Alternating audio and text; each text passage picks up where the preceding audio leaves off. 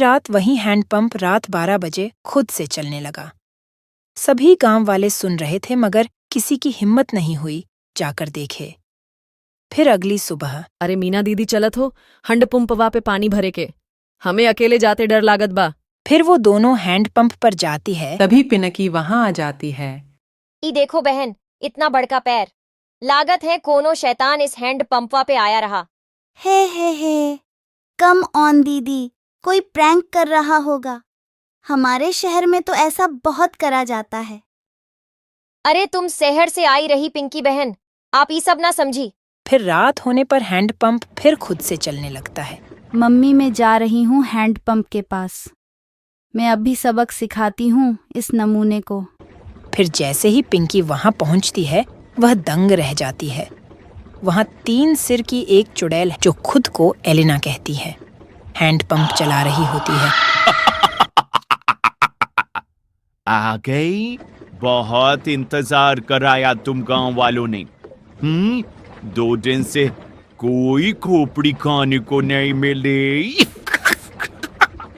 मेरा तो सिर ही दर्द हो गया ये हैंडपंप चला चला के। ये सब देख के पिंकी की सीटी पिट्टी गुल हो जाती है। पिंकी हाथ जोड़कर अपने घुटनों पर बैठ जाती है।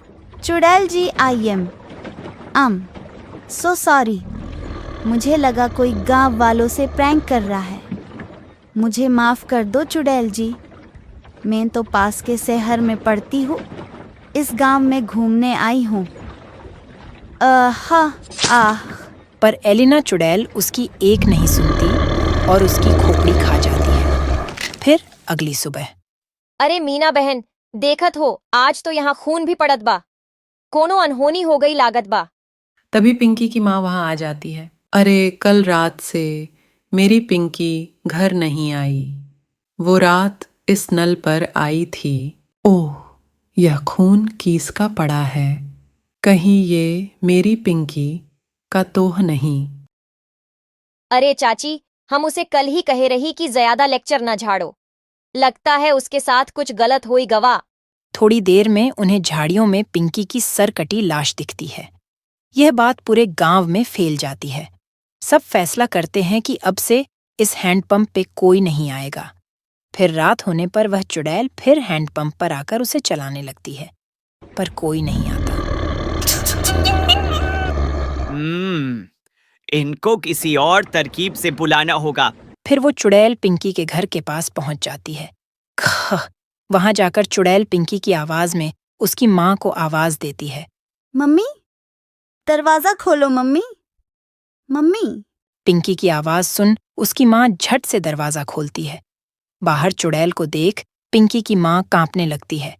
पिंकी, ये तुझे क्या हुआ? मैं कोई पिंकी बिंकी नहीं, तेरी पिंकी तो कब की हजम भी हो गई होगी। अब तू मेरा खाना बनेगी मूर्ख औरत। फिर चुड़ैल उसकी खोपड़ी खा जाती है। फिर अगली सुबह पिंकी की माँ की सिर कटी लाश देख पूरे गांव में हाहाकार मच जाता है। किसी को कुछ पता नहीं चलता कि ये सब कौन कर रहा है और क्यों कर रहा है। सुनत हो जी, ऊ शहर वाले माँ बेटी के कोई मार के मुंडी गायब कर दिया रहा। लागत है कोनो भूत पिसाज ई सब कर रहा है। तुम बाहर न जावा, तुमका कुछ हो गेल तो हमका करेला। और हमका कुछ न होइल, हम जात रही हूँ हैंडपंपवा के आसपास सीसीटीवी कैमरा लगाए खातिर, ताकि देख सके आखिर मामला का बा।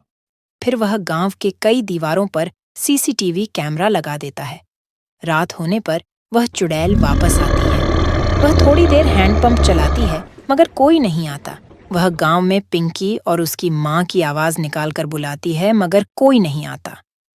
लगता है गांव वाले बहुत होशियार हो गए, कुछ करना पड़ेगा। हाँ, कुछ तरकीब सोचो, नहीं तो अगर हम 2 दिन भूखी रही तो मर जाएंगी। गांव वाले हैंडपंप से पानी नहीं भर रहे, पर कुएं से तो भर रहे हैं। हम चलकर कुएं में बैठ जाती हैं। जैसे ही कोई आएगा, तुम अपनी लंबी जीप से उसे अंदर खींच लेना, फिर हम उसे खा जाएंगी। फिर वह चुड़ैल कुएं में जाकर छिप जाती है। सुबह होने पर अरे सुबह सुबह कहाँ जावत बा, रात ऊ शैतानी शक्ति पूरे गांव में घूमी रही। अरे तू डराना हमारा राजकुमारी, हमका कचो ना होई। हाँ, हम जाए रही सीसीटीवी कैमरा से रिकॉर्ड की ले खतीर। हाँ अच्छा जावत ही हो तो ऊ मटका में पानी भर लावा कुएं से, और हाँ ऊ हैंडपंपवा से दूर ही रहा। फिर रानी का पति मटका लेकर निकल जाता है। अरे पहले ई रिकॉर्डिंग वा निकाला या कुएं पर जावा। चलो पहले कुएं पे चलत है, नहीं तो उवाह भीड़ होई जाई। फिर वह कुएं पर जाता है।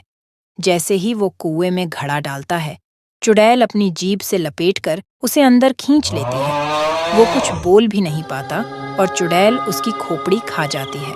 कुछ देर में गांव वालों को उसकी सिर कटी लाश कुएं में मिलती है। टू टू टू टू। इस बार और कोहराम मच जाता है। अरे हम इकरा के कहे रही ना जाव सुबह सुबह पर, ई हमार एक न सुनी। हम तो लूट गईली, बर्बाद हो गईली। है राम उश धुध धुध। अरे रिया बहन, पर तोहार पति इतनी सवेरे सवेरे क्या करे के आई? फिर रिया ने बताया कि उसके पति ने सीसीटीवी कैमरा लगाए थे गांव में, जिसे ये पता चल सके कि आखिर मामला क्या है। फिर वो सभी गांव वाले सीसीटीवी कैमरे से रिकॉर्डिंग निकालते हैं, टीवी पर चलाते हैं, और चुड़ैल का सारा सच उनके सामने आ जाता है। वो यह भी सुन लेते हैं कि अगर वो चुड़ैल 2 दिन भूखी रही तो मर जाएगी। इस एलिना से निपटने का एक ही तरीका है। गांव वालों में पूरे गांव में 3 दिन का लॉकडाउन घोषित करता हूं। लॉकडाउन होने के बाद वो चुड़ैल 3 दिन तक गांव में आई। अपना शिकार पकड़ने के लिए उसने कई तरकीबें लगाईं, पर कोई अपने घर से बाहर नहीं आया और वो 13 साल की मासूम चुड़ैल 14 की होने से पहले ही मर गई।